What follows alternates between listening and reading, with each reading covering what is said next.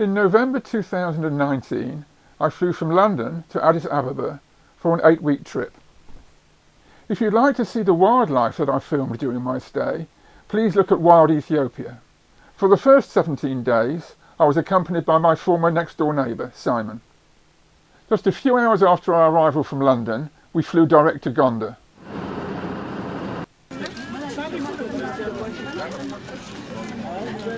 There's Simon up ahead of me. This is the takeoff from Addis. This is the landing at Gonder.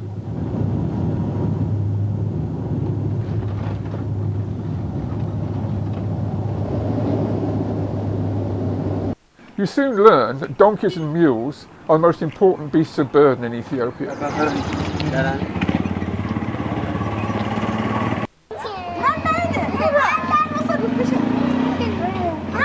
These women are stirring barley in a wok.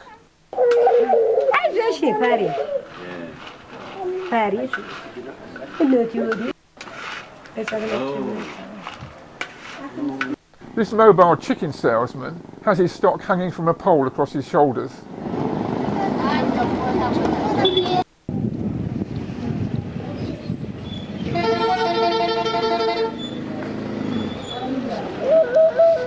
The Royal Enclosure is one of the most popular tourist spots. This is part of Fasilada's palace.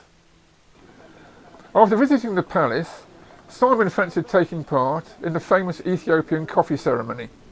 This ceremony is an integral and very important part of Ethiopian life and culture. Coffee originated in Ethiopia, and many different species of wild coffee trees are still found in some of the forests, especially in the west. Note the grass strewn on the floor and the incense burner. Both of these are part of the ceremony.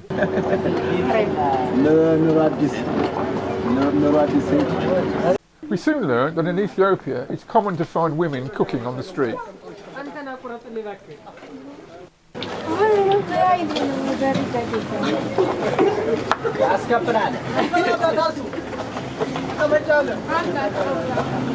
Another tourist hotspot is the Debre Berhan Selassie Church, seen here with a local worshipper. Cattle proved to be a common sight in city streets throughout the country. We then travelled to Axum, seen here, via the Simien Mountains, which you can see on Wild Ethiopia. These are the famous standing stelae, carved from a solid piece of granite and hauled upright. This is the largest one, which fell and broke, probably while it was being erected.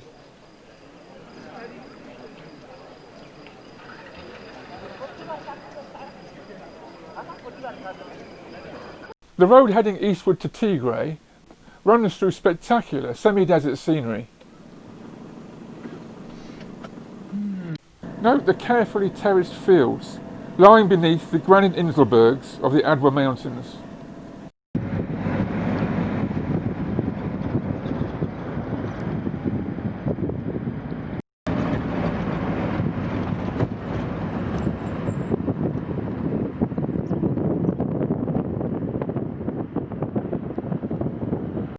This was harvest time, and the hooves of cattle were used to thresh the crop.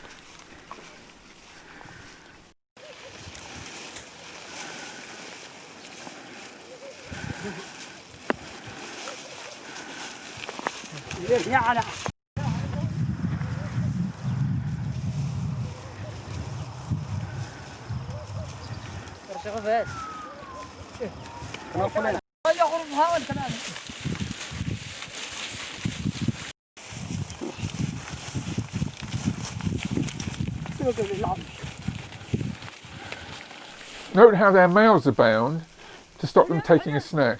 At this point, we're on the road to the Debre Damo Monastery, set on top of that flat-topped hill in the background, from which I am now looking down.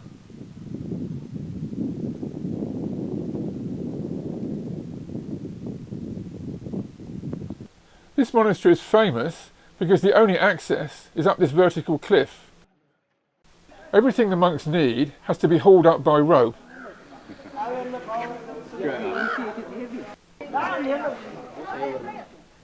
Whereas the locals climb the rope on the right.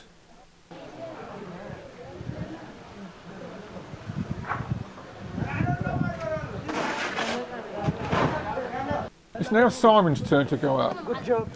He's being assisted by the monks hauling on the rope tied around his waist. Take a break.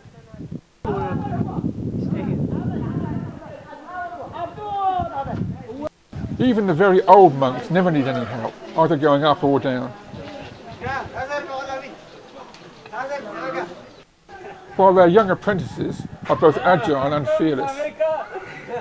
After driving on to the small town of Hossein, we used this as the base for visiting the Tigray churches, which lie nearby. For our first church, Habuna Abraham, we've got to climb up there. I'm following on behind Simon and our guide.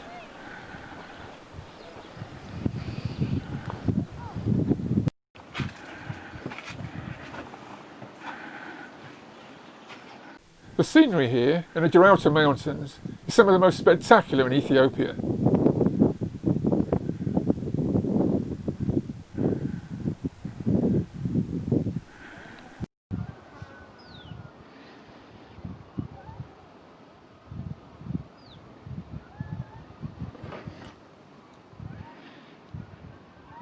Like all the churches in this area, it's carved into the solid rock.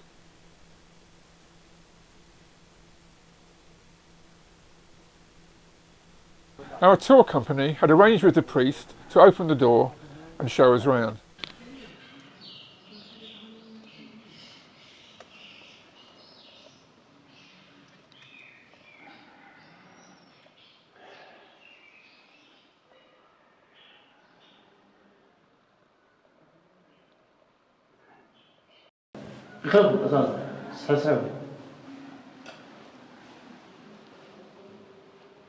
By contrast, there's no climbing needed to reach the church of Abraha Asbaha, which lies right beside the road. Luckily, we arrived just as a mass was getting underway.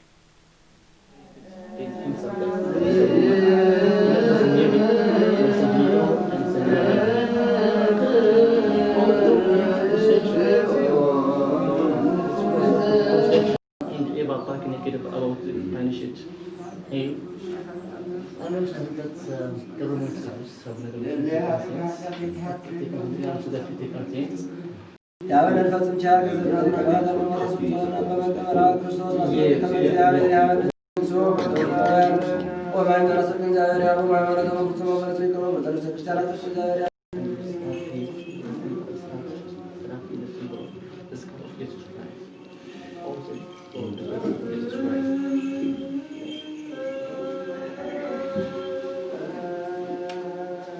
we finish here, we continue to the next part. During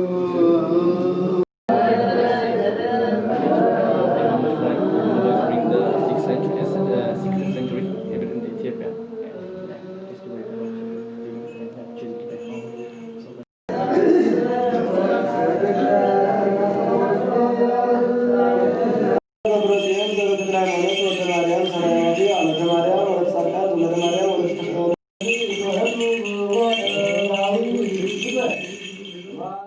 Next day was destined to be very strenuous.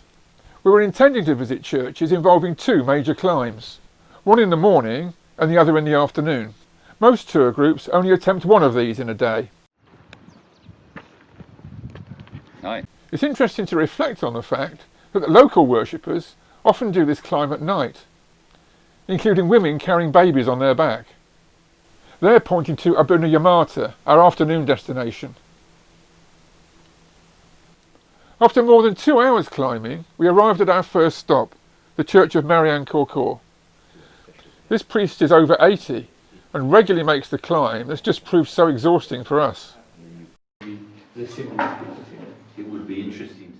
It was then but a short level walk to the nearby small but very spectacularly sited church of Daniel Corker.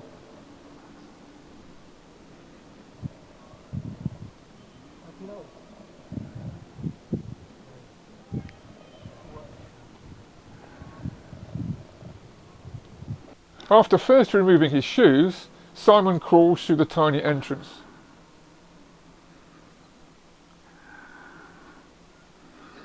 The cramped interior is attractively decorated with religious murals.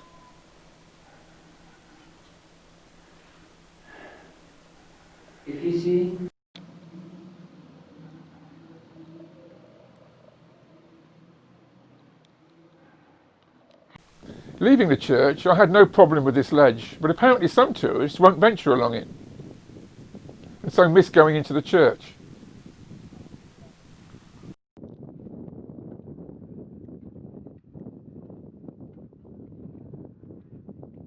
On our way down, we met a large group of Italian tourists making a good job of the strenuous climb up.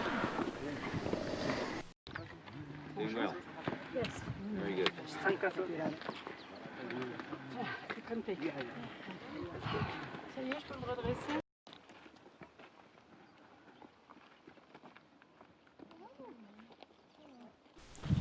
That afternoon, we made the climb up to the famous church of Habuna, Yamata, probably the most famous of them all, because of the difficult scramble up. The most challenging spot, where about 60% of people turn back, is a hand and toe job up a near vertical rock face. Some people free climb, but Simon and I both opted for a safety harness. But as it turned out, neither of us really needed it. This is the final challenge. There's a 200-metre vertical drop off this narrow ledge. Even the priest needs the comfort of holding the cliff face. The church's interior is tiny, but beautifully decorated.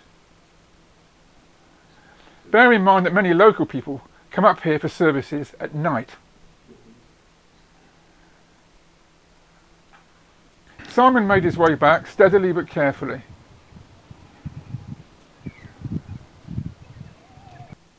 When I came back, I found, to my surprise, that I was quite comfortable not to touch the cliff face.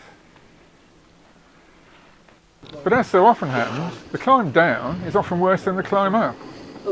Next morning found us at the Halls Inn taxi park, on our way to Makele for the Danakil Depression.